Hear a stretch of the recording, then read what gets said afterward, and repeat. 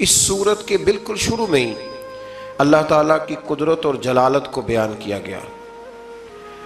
اس کے بغیر ستونوں کے آسمان کو بلندی پر قائم رکھنا، سورج اور چاند کو ایک نظم کے تابع کر کے چلانا، زمین کا پھیلانا، اس میں پہاڑوں کو لنگر کی طرح قائم رکھنا، دریاؤں کی روانی، نظام لیل و نہار، طرح طرح کے پھل، انگوروں اور کھجوروں کے باغات اور امور کائنات کی تدبیر وغیرہ، یہ ساری باتیں بیان کرنے کے بعد رب کریم نے فرمایا کہ جن کے پاس عقل ہے نا، ان کے پاس ان سب چیزوں میں رب کی قدرت کی نشانیاں موجود ہیں کہ یہ بغیر کسی کے بنائے اتنا کچھ بن سور نہیں گئے۔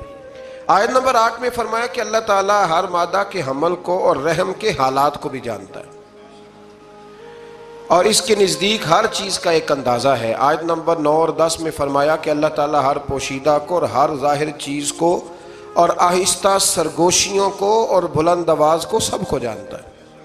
اور آیت نمبر 11 میں قوموں کی سربلندی کا راز بتایا کہ حالات تب بدلتے ہیں جب لوگ خود بدلتے ہیں۔ وہ آیت میں نے تلاوت کی، فرمایا ان اللہ لا یغیر ما بقوم حتی یغیر ما بانفسہم، فرمایا اللہ تعالیٰ نہیں بدلتا کسی قوم کی اچھی یا بری حالت کو جب تک وہ لوگ اپنے آپ میں خود تبدیلی پیدا نہیں کرتے۔ پکی بات یہ باندھ لیں، ہم نہ انتظار کر رہے ہیں نصیب کا، لیکن ہم کوئی کوشش نہیں کر رہے۔ رب فرماتے کوشش کرنا تو تیرے ذمہ ہے نا، تو بتانا تو نے بھی تو کوئی تبدیلی کی کوشش کی کہ نہیں کی؟ تو کوشش کریں گے۔ خدا نے آج تک اس قوم کی حالت نہیں بدلی، نہ ہو جس کو خیال خود آپ اپنی حالت کے بدلنے کا، تو محنت کریں گے تو اللہ تعالیٰ اس کا پھل ضرور عطا فرمائے گا۔ پھر اللہ تبارک و تعالیٰ نے آیت نمبر 13 میں رات کا ذکر فرمایا۔ اجسام فلکی یا بادلوں کی رگڑ سے جو آواز پیدا ہوتی ہے اس کو رات کہا جاتا ہے، اور ایک حدیث کی روح سے رات اس فرشتے کا بھی نام ہے جو بادلوں کو چلانے پر مامور ہے، اس کا نام بھی رات۔ چنانچہ فرمایا یہ معین فرشتہ اس کی حمد کے ساتھ تسبیح کرتا ہے اور باقی فرشتے بھی اس کے خوف سے حمد و تسبیح کرتے ہیں۔ آیت نمبر 14 میں فرمایا کہ پکارنے کے لائق صرف اللہ کی ذات ہے، جو پکار کا جواب سن کر دیتا ہے، جبکہ معبودان باطلہ کی پکار کے جواب دینے سے وہ عاجز ہے، اور کافروں کی پکار رائے گاں جائے گی۔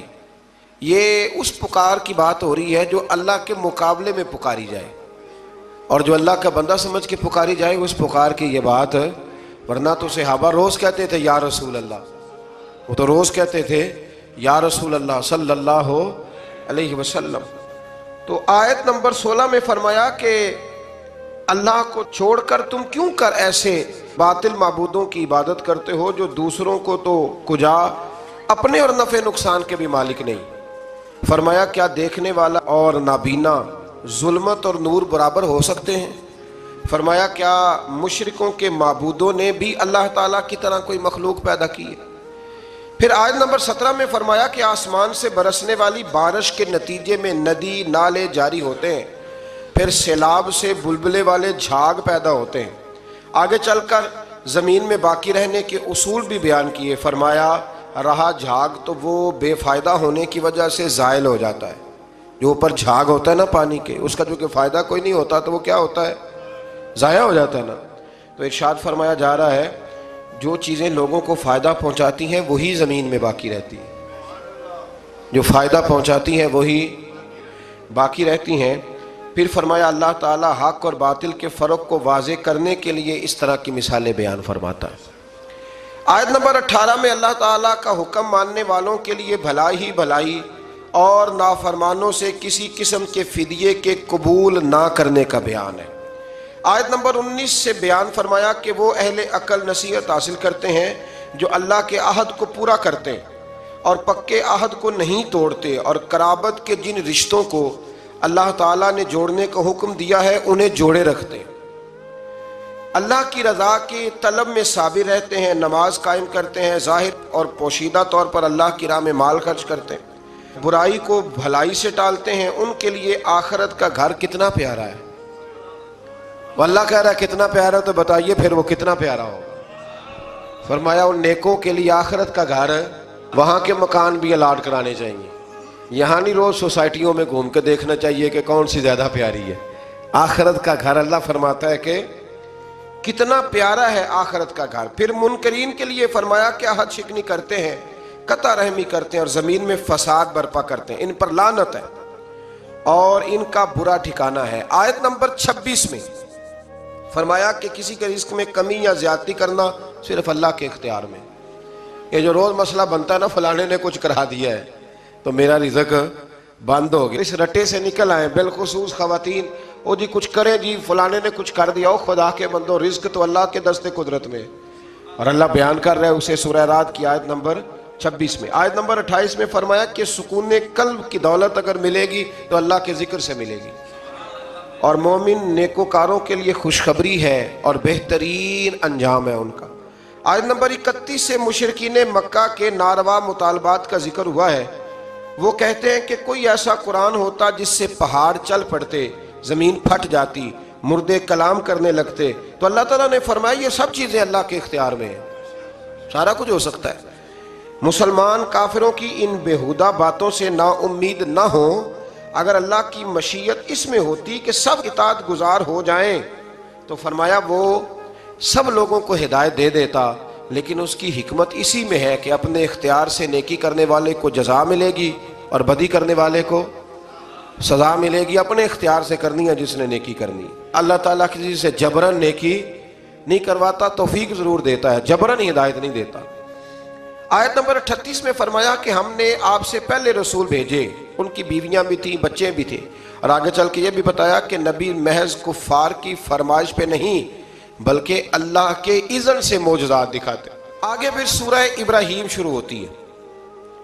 سورہ ابراہیم کے شروع میں ایک بار پھر قرآن کریم کی حقانیت اور اللہ تعالیٰ کی قدرت اور اختیار کا ذکر ہوا ہے، لیکن کفار آخرت پر دنیا کو ترجیح دیتے ہیں، حق کی راہ میں رکاوٹ بنتے ہیں اور کجی کی تلاش میں طلبگار رہتے ہیں۔ آج نمبر 4 میں یہ بتایا کہ اللہ تعالیٰ نے ہر قوم کے درمیان جو رسول بھی بھیجا وہ انہی کی زبان بولنے والا بھیجا، تاکہ وہ وضاحت کے ساتھ اللہ کے احکام بیان کر سکے اور لوگوں پر اللہ کی حجت قائم ہو جائے۔ جو رسول بھی آتے تھے نا، وہ جس علاقے میں آتے تھے اس کی زبان بولتے تھے۔ حضرت عیسیٰ علیہ السلام آئے تو عبرانی بولی جاتی تھی، تو جناب عیسیٰ نے بھی عبرانی بولنی شروع کی۔ میرے رسول کریم علیہ السلام کسی ایک قوم کے لیے نہیں آئے، حضور آئے ہیں اللہ کی ساری مخلوق کے لیے۔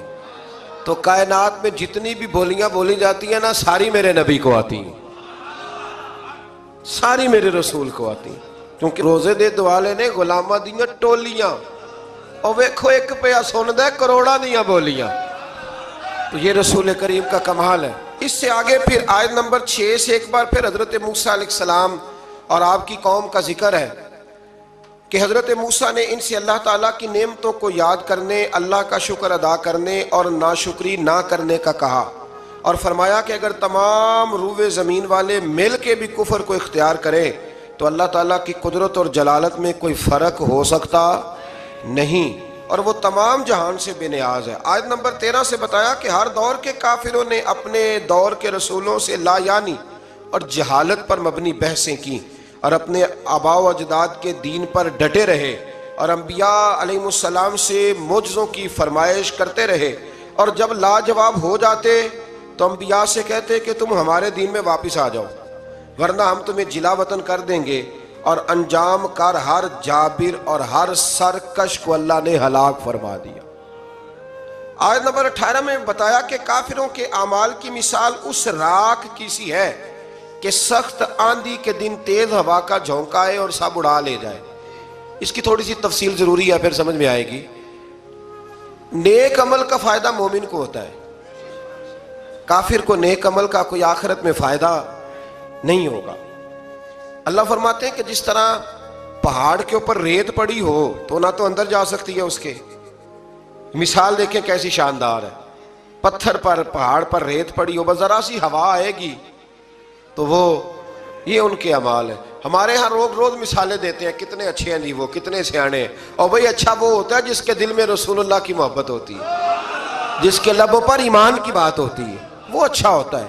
یہ کیا بات ہوئی، کفر اندر رکھ کے کو جتنے مرضی اچھے اعمال کرے اس کا کوئی عمل اسے فائدہ نہیں دے گا۔ آیت نمبر 21 سے بتایا کہ سب کفار آخرت میں اللہ تعالیٰ کی عدالت میں پیش ہوں گے، ان کے کمزور اپنے بڑوں سے کہیں گے، کمزور اپنے بڑوں سے کہیں گے۔ ایک جملہ چلو کہہ دیتا ہوں، کمی چودھریوں سے کہیں گے، اور جن کو چودھری کمی سمجھتے ہیں نا، وہ پھر اپنے بڑوں سے، وہ جو سردار زبردستی زیادتیاں کرتے ہیں نا، ان سے پھر وہ کہیں گے۔ کیا کہیں گے؟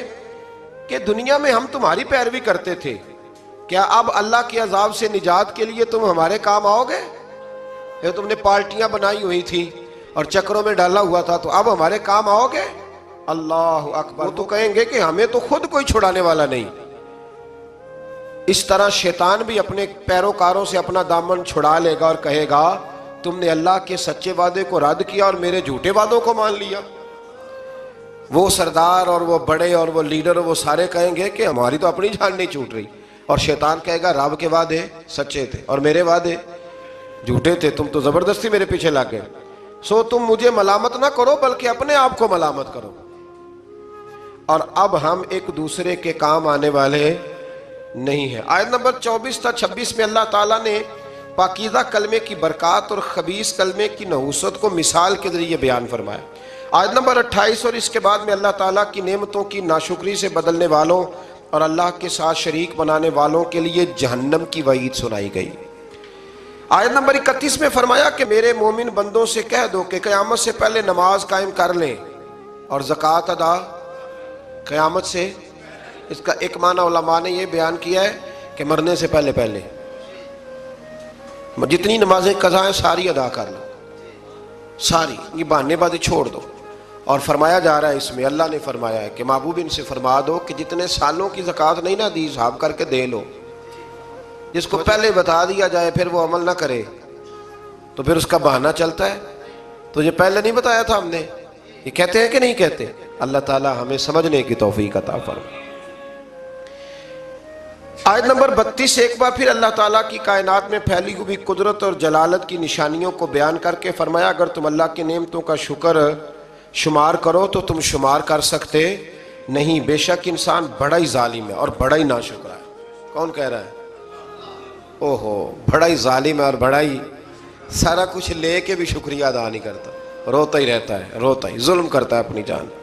آیت نمبر 35 میں حضرت ابراہیم اللہ تعالیٰ سے مکے کو شہر امن بنانے اور ان کو اور ان کی اولاد کو بت پرستی سے بچانے کی دعا اور بتوں کی مذمت کا ذکر ہے۔ آیت نمبر 37 میں اس واقعے کا ذکر ہے جب ابراہیم علیہ السلام اللہ کے حکم سے حضرت ہاجرہ کو اور حضرت اسماعیل علیہ السلام کو مکے کی بیاب و گیا زمین میں چھوڑ کے آئے، اور رخصت ہوتے وقت اللہ سے دعا کی کہ اے ہمارے رب، میں نے اپنی بعض اولاد کو تیرے حرمت والے گھر کے نزدیک بے آب و گیا وادی میں ٹھہرا دیا ہے تاکہ وہ نماز قائم رکھیں، تو لوگوں میں سے بعض کے دلوں کو ان کی طرف مائل کر دے تاکہ وہاں آبادی ہو جائے، اور ان کو پھلوں سے روزی عطا فرما۔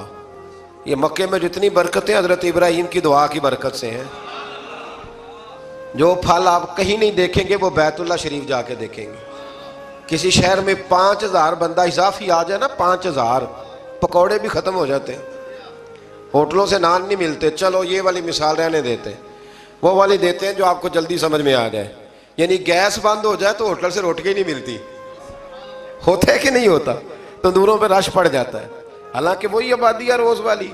تو کسی شہر میں 5000 بندہ آ جائے نا تو قلت ہو جاتی ہے۔ تو مکہ وہ شہر ہے جس میں لاکھوں آ جاتے ہیں، 50 لاکھ بندہ حج پہ اکٹھا آتا ہے، پر آپ فرماتا ہے کھاؤ ختم نہیں ہوگا، اس لیے کہ میرے خلیل نے دعا مانگ لی ہے۔ 50 لاکھ بندہ، راشن بڑھ جاتا ہے۔ مجھے بھی اللہ نے کئی دفعہ موقع دیا ہے، ایسا کبھی نہیں ہوا کہ روٹی کم پڑ گئی ہو، 2 کھلاؤ تو 6 کھا لیتے ہیں، یہ نظام ہے۔ حضرت ابراہیم نے دعا کر دی، کرنے والے نے بھی کمال کی اور قبول کرنے والے نے بھی کمال ہی کر دی، قبول کرنے والے نے۔ آیت نمبر 39 سے ابراہیم علیہ السلام نے بڑھاپے میں حضرت اسماعیل اسحاق جیسی اولاد کے عطا کیے جانے پر اللہ کا شکر ادا کرتے ہوئے یہ دعا کی ہے کہ اے رب، مجھے ہمیشہ نماز قائم کرنے والا بنا دے اور میری بعض اولاد کو بھی۔ اے ہمارے رب، ہماری دعاؤں کو قبول فرما۔ اے ہمارے رب، مجھے، میرے ماں باپ کو اور سب مومنوں کو قیامت کے دن بخش دے۔ یہ کون سی دعا ہے؟ رب اجعلنی، یہ دعا ہے. یعنی نماز پڑھ رہے ہیں تو ساتھ کہہ رہے ہیں یا اللہ مجھے بھی قائم رکھ نماز پہ اور میری اولاد کو بھی نماز کی توفیق دے. اور نماز میں ماں باپ کو بھی شامل کیا کہ اللہ ان کی بھی بخشش فرما. آیت نمبر 42 سے فرمایا کہ تم اللہ تعالیٰ کو غافلوں کی بدعمالیوں سے بے خبر نہ سمجھو. اللہ تعالیٰ تو انہیں اس دن تک ڈھیل دے رہا ہے جس دن دہشت سے سب کی آنکھیں کھلی کی کھلی رہ جائیں گی. لوگ سر اٹھائے بے تحاشا دوڑ رہے ہوں گے، ان کی پلک تک نہ جھپک سکے گی اور ان کے دل ہوا ہو رہے ہوں گے، یعنی ڈرے جا رہے ہوں.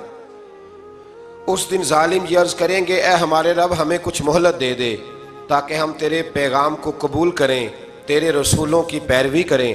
اللہ تعالیٰ فرمائے گا کیا تم نے اس سے پہلے یہ قسمیں نہیں کھائی تھیں کہ تم پر بالکل زوال نہیں آئے گا؟ تم ان لوگوں کے گھروں میں رہتے تھے جنہوں نے اپنی جانوں پہ ظلم کیا، اور تم پر یہ بھی بالکل واضح ہو چکا تھا کہ ہم نے ان کے ساتھ کیسا معاملہ کیا، اور ہم نے تمہارے لیے مثالیں بھی بیان کر دی تھیں. اور انہوں نے ایسی گہری اور خطرناک سازش کی کہ ان سے پہاڑ بھی اپنی جگہ سے ہل جائیں. اس طرح کی کافر سازشیں کرتے تھے نبیوں کے خلاف، اور اللہ کے پاس ان کی سازشیں لکھی ہوئی ہیں. تو تم اللہ کو اپنے رسولوں سے کیے ہوئے وعدوں کے خلاف کرنے والا نہ سمجھو، بے شک اللہ بڑا غالب انتقام لینے والا ہے. یہ 15واں جو روزہ آئے گا نا، یہ امام حسن کا یوم ولادت ہے. امام حسن کو زہر دیا گیا تھا تو امام حسین کہنے لگے ان سے بھائی مجھے بتائیے آپ کو کس نے زہر دیا ہے؟ بڑا شاندار جواب دیا. یہ شاید اسی آیت کا ترجمہ کیا کہ اللہ غالب انتقام لینے والا ہے. امام حسن فرمانے لگے حسین اگر وہ بندہ نہیں جس پر مجھے شک ہے، اگر وہ نہیں تو میں تمہیں بے گناہ کا نام کیوں بتاؤں، اور اگر وہی ہے جس پر مجھے شک ہے تو حسین رب تجھ سے بہتر انتقام لینے والا ہے، میں اللہ پہ چھوڑتا ہوں. اللہ بہتر انتقام. کیسے شاندار لوگ تھے، کیسے شاندار لوگ تھے. عین قرآن کی تفسیر نظر آتے ہیں یہ لوگ. آیت نمبر 52 میں فرمایا یہ قرآن تمام لوگوں کے لیے پیغام ہدایت ہے تاکہ انہیں اس کے ساتھ ڈرایا جائے اور وہ یہ جان لیں کہ ایک اللہ ہی لائق عبادت ہے تاکہ عقل والے نصیحت حاصل کریں.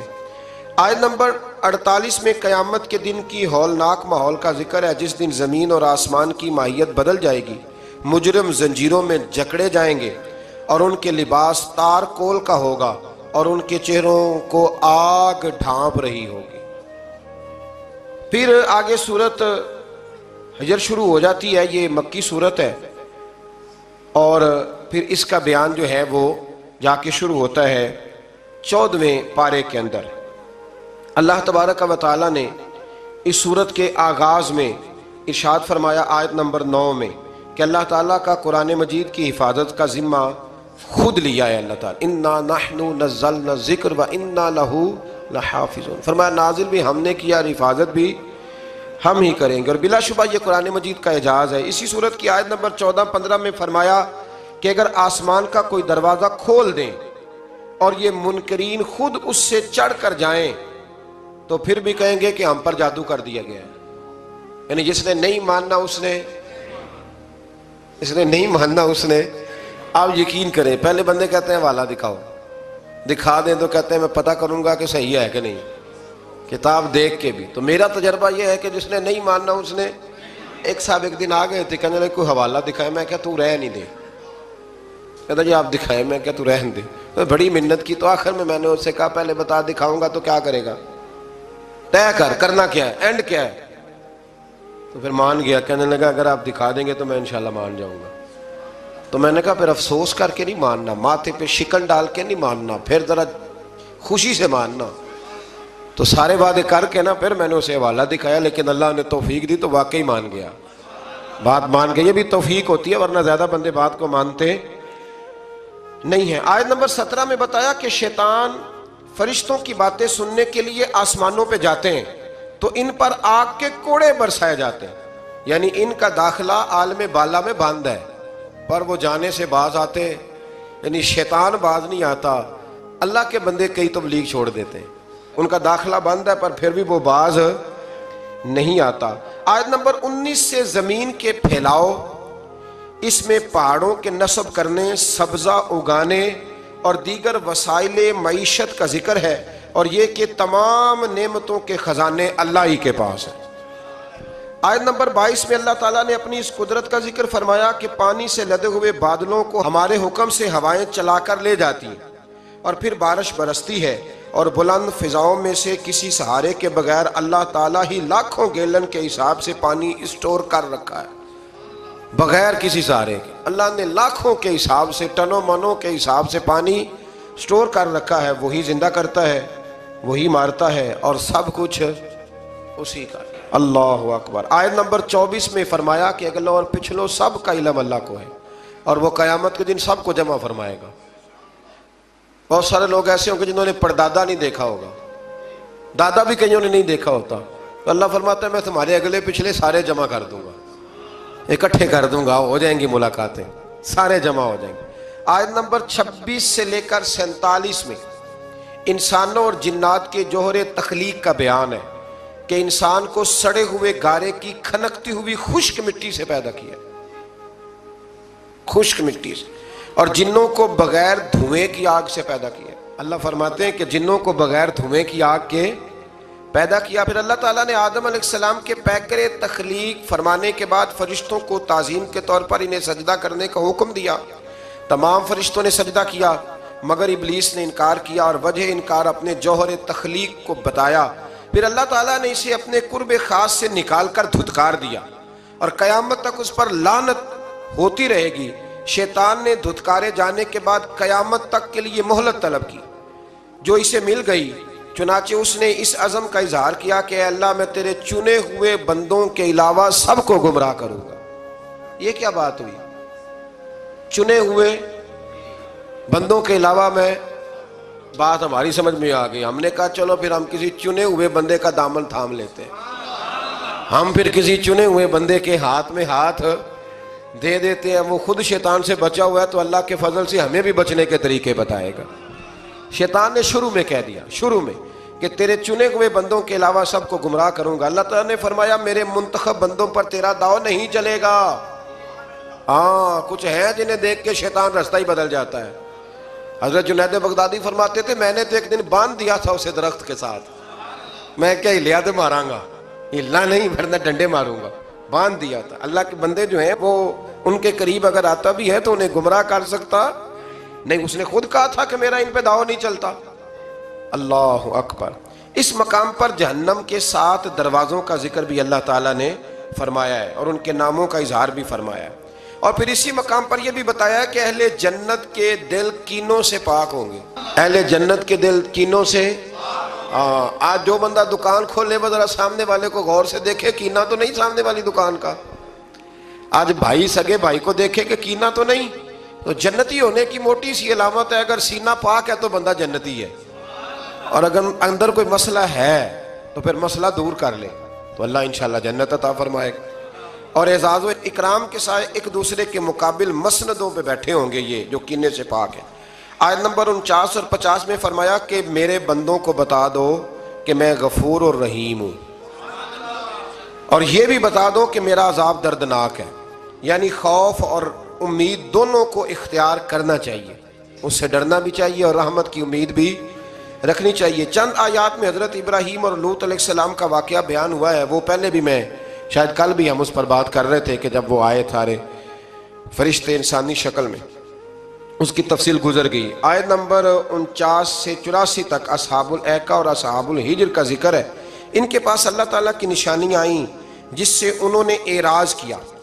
ان کے اندر تعمیری صلاحیتوں کا ذکر ہے، وہ بھی اللہ نے بیان کیا کہ بڑے ماہر تھے، وہ پہاڑوں کو کھود کر اپنے لیے محفوظ مکانات بنا لیتے تھے، لیکن ان قوموں نے انبیاء کو جھٹلایا تو یہ سب کچھ ان کو اللہ کے عذاب سے نہ بچا سکا، اور ان پر اللہ کا عذاب نازل ہوا۔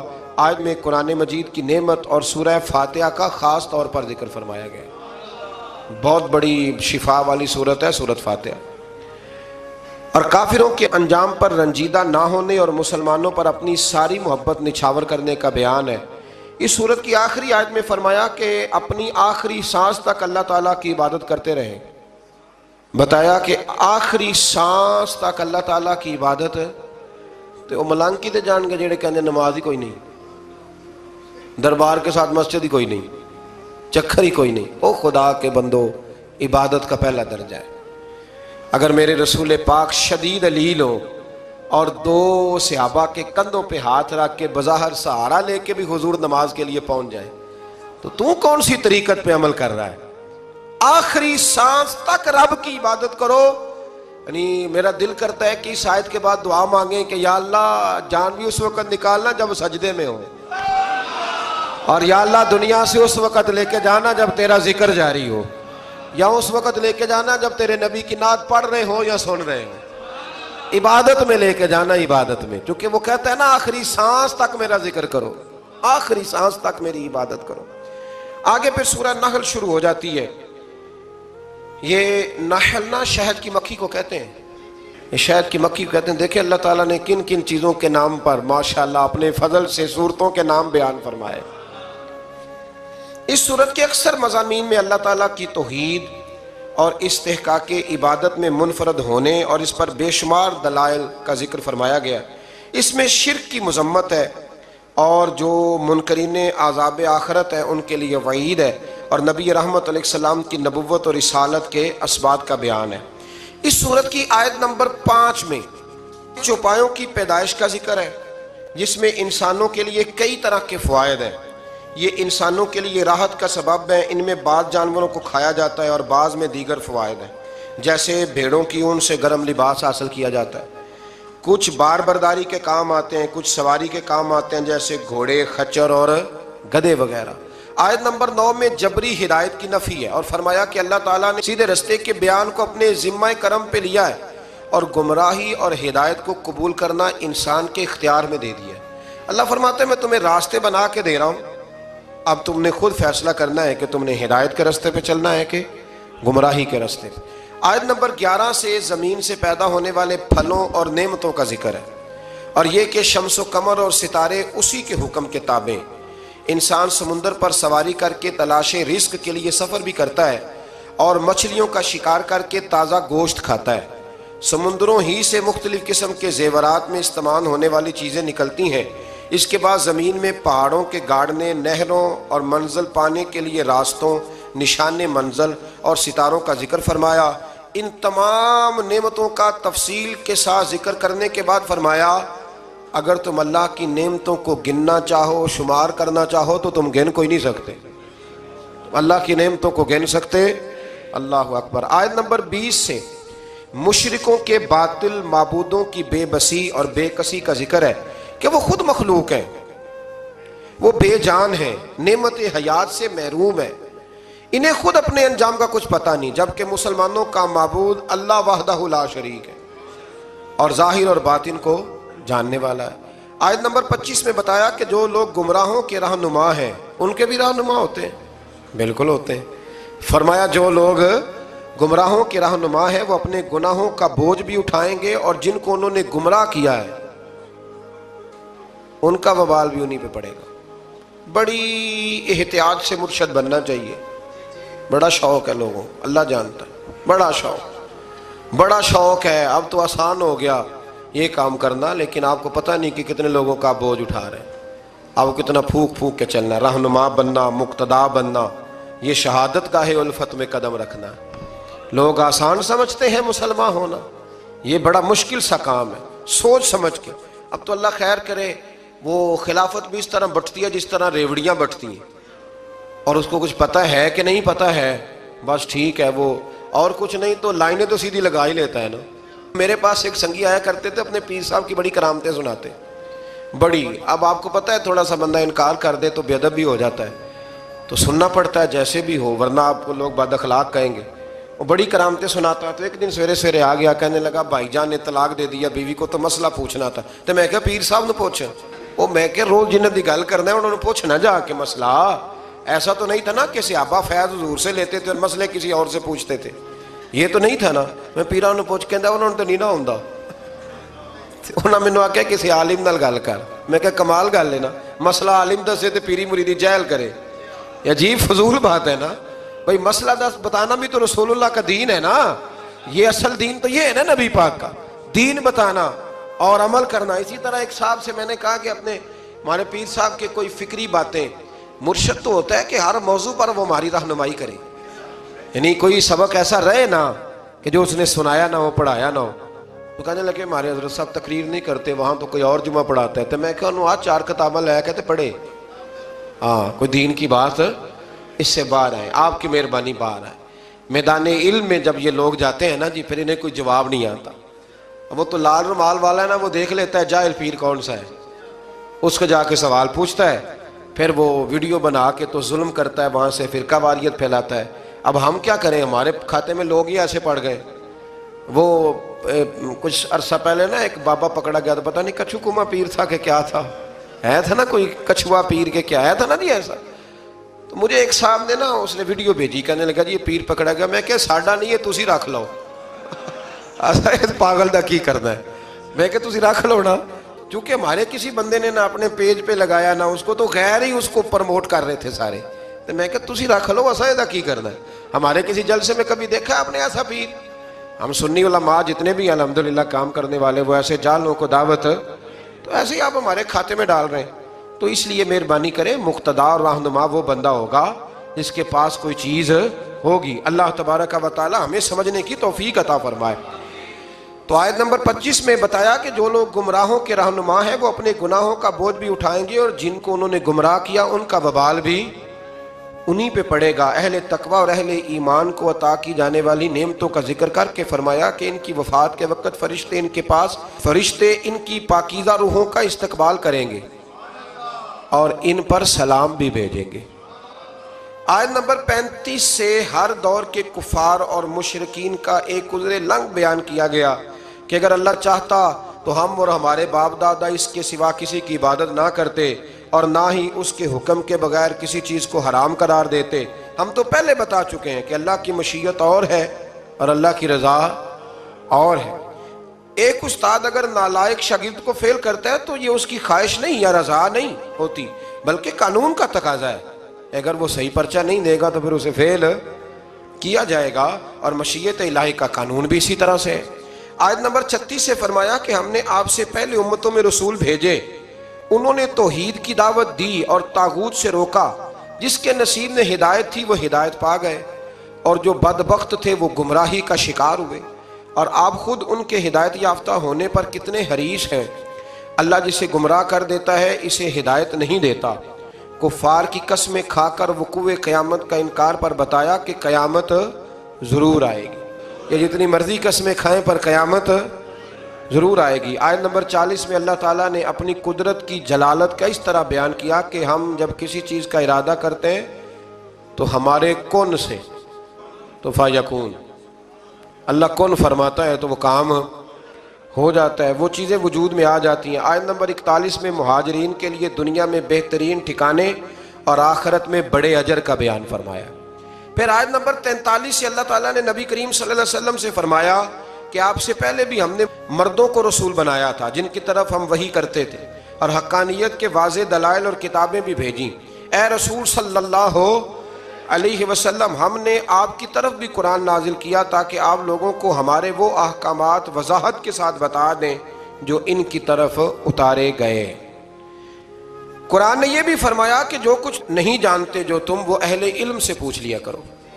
لوگوں جس بات کا پتہ نہ ہو وہ کس سے پوچھو؟ جسے پتہ ہے۔ آیت نمبر 45 سے فرمایا کہ اسلام اور داعی اسلام کے خلاف سازشیں کرنے والے کفار کو اللہ کے عذاب سے بے پرواہ نہیں ہونا چاہیے جو ان کے پاس کسی بھی صورت میں آ سکتا ہے۔ آیت نمبر 48 سے فرمایا کہ اللہ تعالیٰ نے اس امر کو بیان فرمایا کہ کائنات کی ہر چیز اللہ کی بارگاہ میں مصروف عبادت ہے، ہر چیز عبادت کر رہی ہے، یہاں تک کہ چیزوں کا سایہ جو دائیں اور بائیں جھکتا ہے وہ بھی اللہ کو سجدہ کر رہا ہے۔ یہ تو ہماری خوش قسمتی ہے کہ وہ چاہتا ہے ہم اس کی عبادت کریں، ورنہ اسے کسی کی عبادت کی کوئی ضرورت ہے۔ آیت نمبر 51 سے اللہ تعالیٰ کی وحدانیت، ہر چیز میں اس کی مملکت ہونے، ہر نعمت اس کی طرف سے ہونے اور اللہ کی اطاعت لازمی ہونے کا بیان ہے، اور مشرکین کا مصیبت کے وقت اللہ تعالیٰ کی جڑاب میں گڑ گڑانے اور مصیبت دفع ہونے کی صورت میں دوبارہ شرک کرنے کا بیان ہے۔ آیت نمبر 56 میں کفار کا اللہ کے دیے ہوئے مال سے بتوں کے لیے حصے مقرر کرنے کی مذمت ہے۔ آیت نمبر 57 سے بتایا کہ مشرک اللہ کی طرف بیٹیوں کی نسبت کرتے ہیں، حالانکہ اللہ تعالیٰ ان سب چیزوں سے پاک ہے۔ آیت نمبر 60 میں گناہوں پر اللہ تعالیٰ کے جلد پکڑ نہ کرنے کی حکمت کو بیان کرتے ہوئے فرمایا کہ اللہ لوگوں کو فوراً پکڑتا تو زمین میں کوئی جاندار باقی نہ رہتا، فوراً گناہ پہ پکڑ لیتا۔ اور فرمایا بلکہ اللہ تعالیٰ آگے اور پیچھے نہ ہونے والی مقررہ میعاد تک مہلت دیتا ہے۔ آیت نمبر 64 میں فرمایا اور ہم نے آپ پر یہ کتاب صرف اس لیے نازل کی ہے تاکہ آپ اس چیز کو صاف صاف بیان کر دیں جس میں یہ اختلاف کرتے ہیں، اور یہ کتاب مومنوں کے لیے ہدایت بھی ہے اور رحمت بھی ہے۔ آیت نمبر 66 سے اللہ تعالیٰ کی قدرت کی نشانیاں بیان کی گئیں۔ اور دودھ دینے والے جانوروں کے پیٹ میں خوراک جاتی ہے، ان کے معدے کے ایک ہی کارخانے میں رنگین، بدبودار اور ناپاک گوبر پیدا ہوتا ہے اور اسی میں خون بنتا ہے، اور ان دونوں ناپاک رنگین چیزوں کے درمیان ہی میں چاندی کی طرح چمکتا ہوا شفاف اور سفید اور پاکیزہ دودھ بھی بن جاتا ہے۔ ایک ہی چیز وہ کھا رہے ہیں تو رب فرماتا ہے میں نے ان کے معدے میں ایسا کارخانہ لگایا ہے کہ کئی چیزیں اس سے پیدا ہو رہی ہیں۔ اور کھجور اور انگور کے پھلوں سے رزق اور میٹھے شربت بننے کے عمل میں عقل مندوں کے لیے نشانیاں ہیں۔ آیت نمبر 68 سے شہد کی مکھی کا ذکر ہے۔ اللہ تعالیٰ نے اس چھوٹی سی مخلوق کو پہاڑوں، درختوں اور چھپروں میں اپنا مستحکم گھر بنانے کا شعور عطا کیا ہے۔ پھر شہد کی مکھی طرح طرح کے پھلوں کا رس چوس کر آتی ہے اور اس کے معدے کے کارخانے میں شہد بنتا ہے، اور جس میں انسانیت کے لیے شفا ہے۔ آیت نمبر 70 میں انسان کی پیدائش، وفات اور بڑھاپے کے طاری کرنے کا اللہ کی طرف سے ہونے کا بیان ہے۔ آیت نمبر 71 تا 72 میں اللہ تعالیٰ نے فرمایا اس نے اپنی حکمت سے بعض لوگوں کو بعض پر روزی میں فضیلت عطا فرمائی، بعض کو پیسے زیادہ دیے، بعض کو پیسے کم دیے۔ اللہ تعالیٰ نے انسانوں ہی میں سے انسانوں کے لیے جوڑے بنائے، پھر بیٹوں اور پوتوں یعنی اولاد کی نعمت عطا کی اور پاکیزہ رزق عطا کیا، پھر بھی لوگ اللہ تعالیٰ کی نعمتوں کی ناشکری کرتے ہیں۔ آیت نمبر 75 سے اللہ تعالیٰ مثال بیان فرماتا ہے کہ ایک مجبور اور بے اختیار غلام ہے جو کسی چیز کا مالک نہیں، اور دوسرا وہ ہے جس کے پاس رزق کی فراوانی ہے، وہ ظاہراً اور پوشیدہ طور پر اس میں سے خرچ کرتا ہے۔ اسی طرح ایک شخص گونگا ہے اور کوئی کام نہیں کر سکتا اور اپنے مالک پر بوجھ ہے، جہاں بھی اسے بھیجا جائے کوئی خیر کی خبر نہیں لاتا، اور دوسرا وہ شخص ہے جو راہ راست پر ہے، نیکی کا حکم دیتا ہے۔ کیا یہ دونوں برابر ہو سکتے ہیں؟ یعنی جب بے اختیار اور با اختیار، بے فیض اور فیض دینے والے بندے برابر نہیں ہو سکتے تو بت اللہ کے برابر کیسے ہو سکتے ہیں؟ اگلی آیت میں فرمایا قیامت پلک جھپکنے یا اس سے بھی کم وقت میں قائم ہو جائے گی۔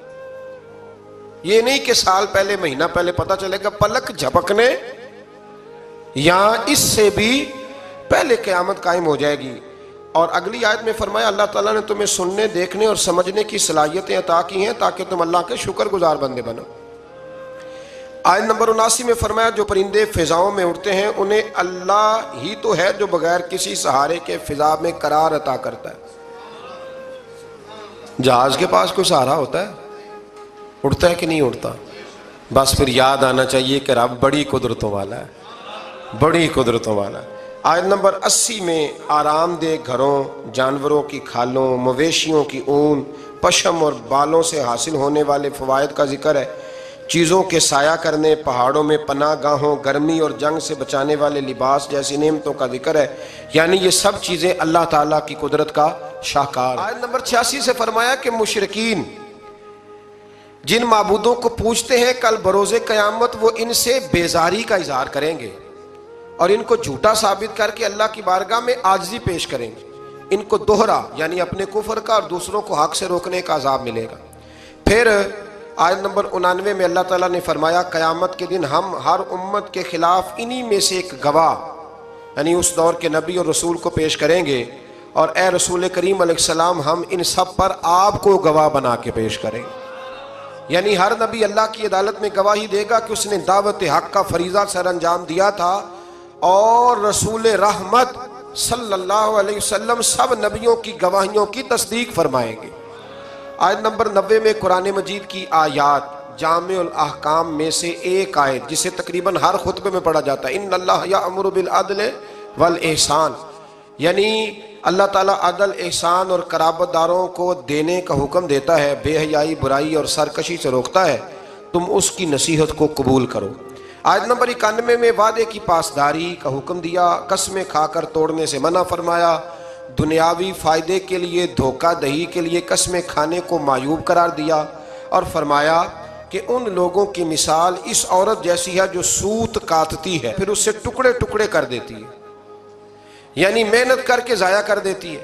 اسی طرح یہ جو لوگ وعدہ خلافی کرتے ہیں، ظلم کرتے ہیں، یہ بھی کچھ وقار بنا کے پھر اپنا وقار ضائع کر دیتے ہیں۔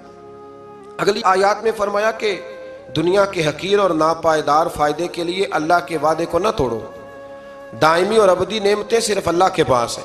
اللہ تعالیٰ نے وعدہ فرمایا ہے کہ ہر مومن مرد اور عورت جو نیک کام کریں گے تو ہم انہیں پاکیزہ زندگی عطا کریں گے اور ان کو بہترین جزا دیں گے۔ آیت نمبر 98 میں یہ تعلیم دی گئی کہ قرآن مجید کی تلاوت شروع کرنے سے پہلے اعوذ باللہ من الشیطان الرجیم پڑھنا چاہیے، اور یہ کہ شیطان کا زور مومنوں پر نہیں، صرف اپنے دوستوں پر اور مشرکوں پہ چلتا ہے، پکے مومنوں پہ تو اس کا زور چلتا ہی نہیں۔ آیت نمبر 101 میں ایک آیت کی جگہ دوسری آیت لانے کے خلاف کفار کی ہرزہ سرائی کا ذکر ہے، فرمایا اللہ خوب جانتا ہے کہ وہ جو نازل کرتا ہے۔ بعض آیات قرآن مجید میں ناسخ اور منسوخ ہے۔ ابھی آپ کے ذہن میں کوئی شک نہ رہ جائے، تھوڑی سی وضاحت کر دیتا ہوں کہ کچھ وقت کے لیے بعض حکم آئے تھے، جیسے شروع میں حکم آیا تھا کہ ہم نے کسی کے ساتھ لڑنا نہیں، لکم دینکم ولی دین، تمہارا اپنا دین اور ہمارا۔ پھر جب قوت آ گئی بدر کے اندر تو پھر فرمایا حرد المومنین علی القتال، بابو مومنوں کو تیار کریں کہ وہ ان کے ساتھ قتال کریں۔ تو اب کافر اعتراض کرتے تھے پہلے حکم اور تھا تو بعد میں اور تھا، تو یہ حکم ایک ہی ہے، بس اللہ اپنی حکمت کے ساتھ اسے بیان فرماتا ہے۔ آیت نمبر 103 میں بتایا کہ جب نبی امی کی زبان سے اعلیٰ درجے کی فصاحت اور بلاغت کے حامل قرآن کا معجزہ کفار کے سامنے پیش ہوا اور وہ اس کے بار بار چیلنج کا جواب نہ دے سکے تو یہ کہنے لگے کہ ان کو کوئی بشر یہ کلام سکھاتا ہے، اور ان کی دلیل کی کمزوری کا اندازہ اس سے ہو سکتا ہے کہ قرآن فصیح و بلیغ عربی میں ہے اور جس شخص کی طرف انہوں نے سکھانے کی نسبت کی وہ اجمی ہے۔ کہنے لگے کوئی دور سے آ کے سکھاتا ہے، تو فرمایا قرآن عربی اور سکھانے والا، تو یہ تمہاری بات ہی بڑی بیوقوفوں والی۔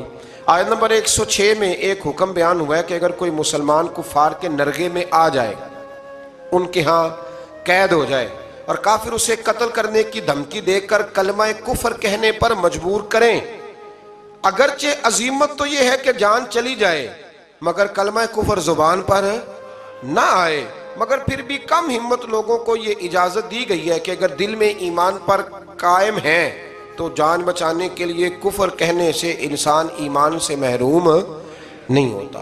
یعنی دونوں باتیں بیان کر دیں کہ ڈٹ جاؤ گے تو درجہ بڑا ہے، لیکن اگر جان بچانے کے کلمہ کفر کہہ دو گے تو اللہ سزا نہیں دے گا۔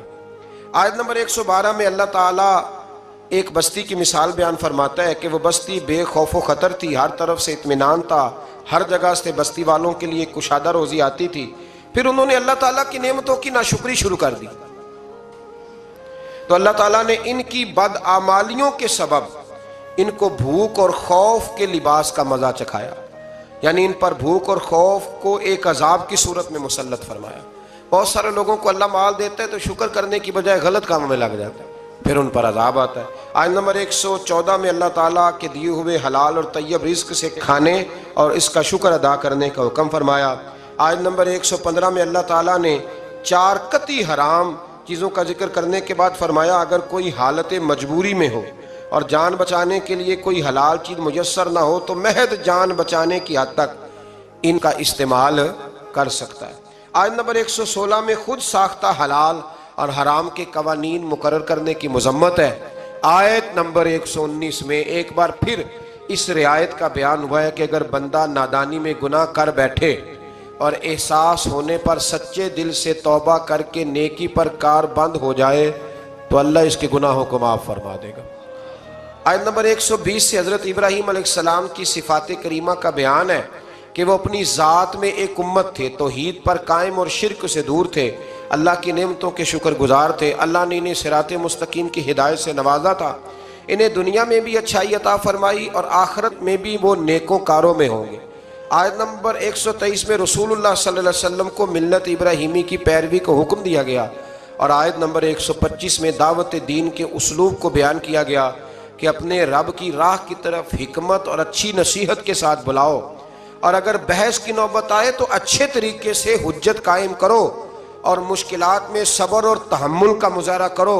صبر کی توفیق اللہ تعالیٰ کی طرف سے ملتی ہے، اور اس کا بدلہ بھی اللہ ہی دیتا ہے۔ اور آخر میں یعنی اس پارے کے آخر میں فرمایا کہ اللہ تقوی اختیار کرنے والوں اور نیک کام کرنے والوں کے ساتھ ہے۔ آخر دعوانا الحمدللہ رب العالمین۔